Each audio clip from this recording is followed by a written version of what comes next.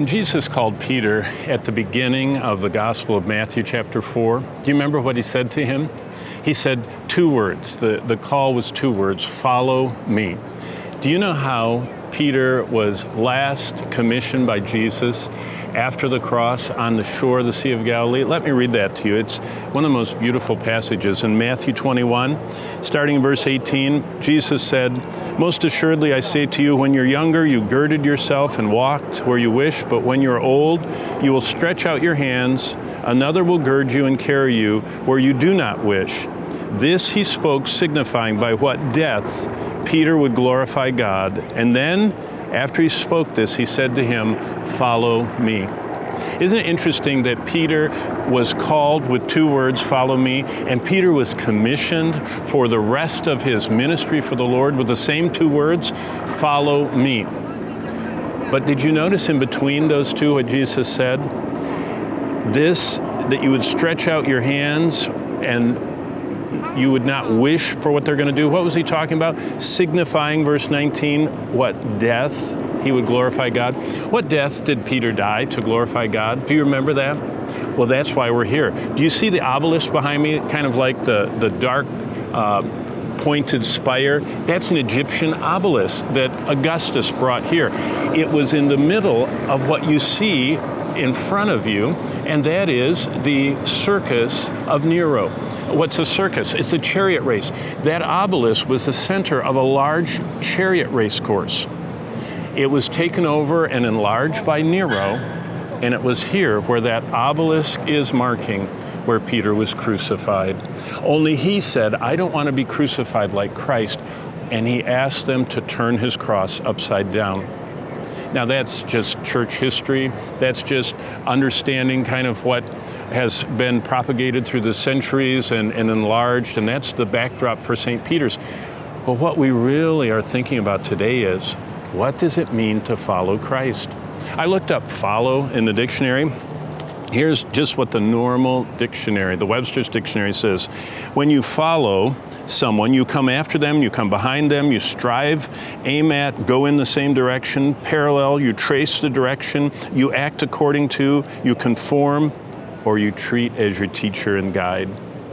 Did you know that Jesus reduced down all the ministry he had for his apostles, his disciples, to two words: follow me?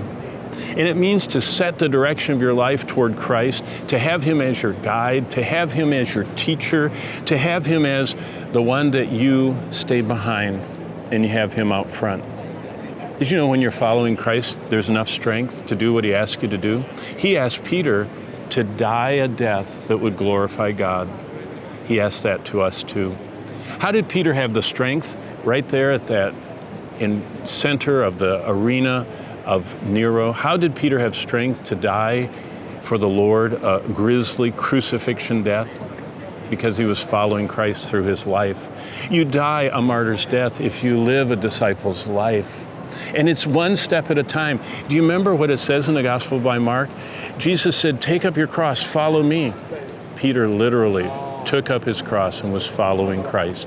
And that's what we need to think about every day.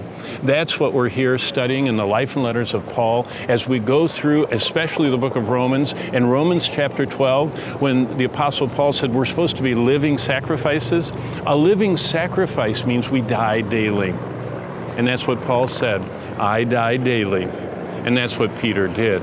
He followed the Lord to the end. And as it says in chapter 21, this he spoke, signifying by what death he would glorify God, John 21, verse 19.